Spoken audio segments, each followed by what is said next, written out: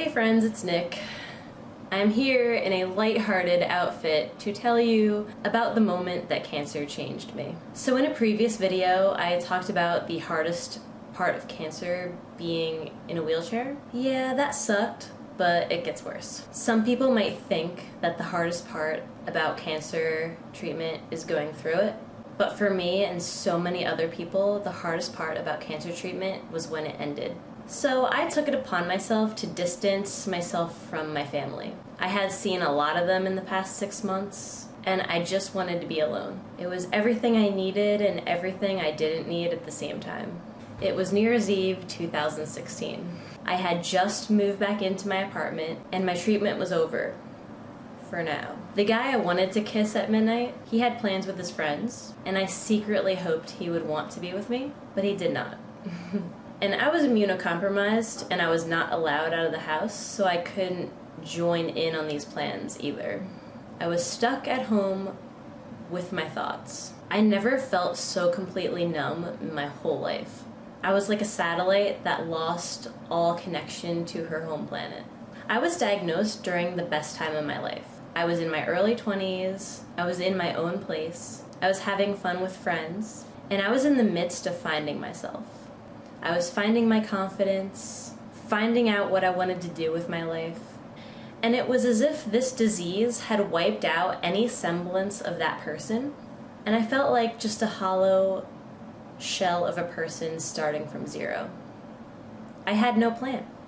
I was finally able to feel all the negative emotions that I had been hiding from my family. I remember being livid and depressed. And my persecution complex kicked in.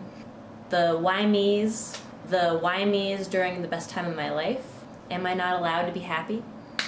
I began to wonder about the people that were absent during my treatment and their true intentions.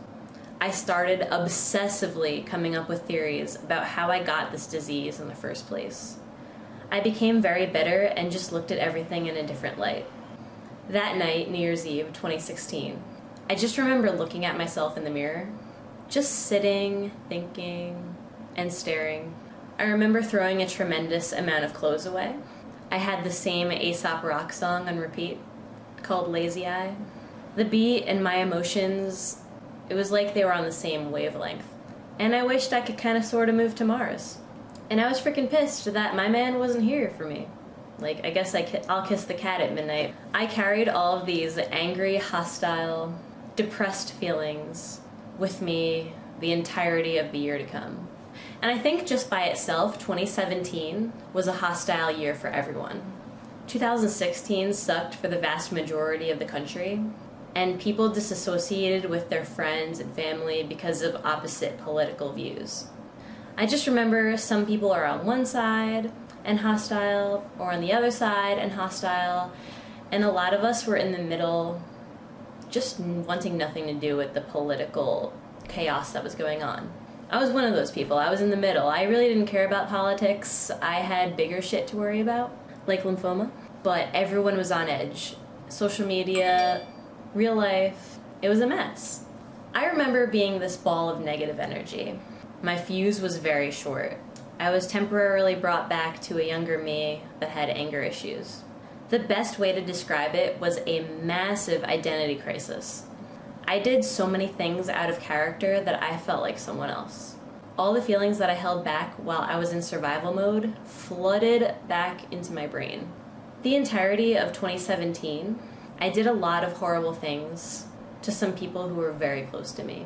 I'll go as far as to say that the whole year was such a personal path of self-destruction. I spent the majority of 2018 paying for it. I spent a lot of nights crying on the bathroom floor at work, thinking about the people that were no longer in my life because of my own actions. And that bathroom floor was pretty damn gross, so that's how bad it was. To top it all off, I was limping again. That's right, the pain was back, and it was intensifying, but I'll save that for another video. Currently, I'm a little over 2 years cancer-free. I am just starting to get myself back together. I can see clearly now. I don't really have a plan, but does anyone really have one? I am happy to say that I got over that low point in my life, And I accomplished this by joining online support groups. I began to surround myself with people who have gone through the same thing. And naturally, since I had thousands of people sharing their stories, the why me's disappeared. They turn into why anyone's. There's definitely strength in community. After that, I started doing things I love again, like painting and exploring. And I started talking to a wonderful therapist. And I'm content now. But it took a while to get here. I take full responsibility for the things I did to others, but that was just my state of mind after treatment. I just didn't care. But here in current year, I care with my whole heart. Unfortunately, choices made in anger cannot be undone. All I can do for the people that I've hurt is say that I'm deeply sorry. I wish you all nothing but happiness and success. I cannot change the past, but unfortunately, I can change me now going forward. But I think this is definitely worth talking about. A lot of people are under the impression that once treatment is over, you're just all sunshine and rainbows and you can go back to your life. And I know for a lot of people, that's just simply not true. It was certainly not true for me. As cancer survivors, we're just expected to move on. And it's very unrealistic to expect someone to move on in what could be his or her darkest hour. If you've just gone through treatment and you feel hopeless, alone, depressed, and you find yourself struggling to be okay, know that you're not alone, and it's something a lot of cancer survivors struggle with. People that have never had cancer have no idea. I had no idea until I reached out to people online. The best thing you can do is surround yourself with people who do have an idea. And if you know someone who just went through treatment and you don't understand why they're so unhappy, please be patient and understanding. Humans are complicated. Sometimes we just need a little extra help. Na zdrowie, positive vibes. I'll see you in my next one.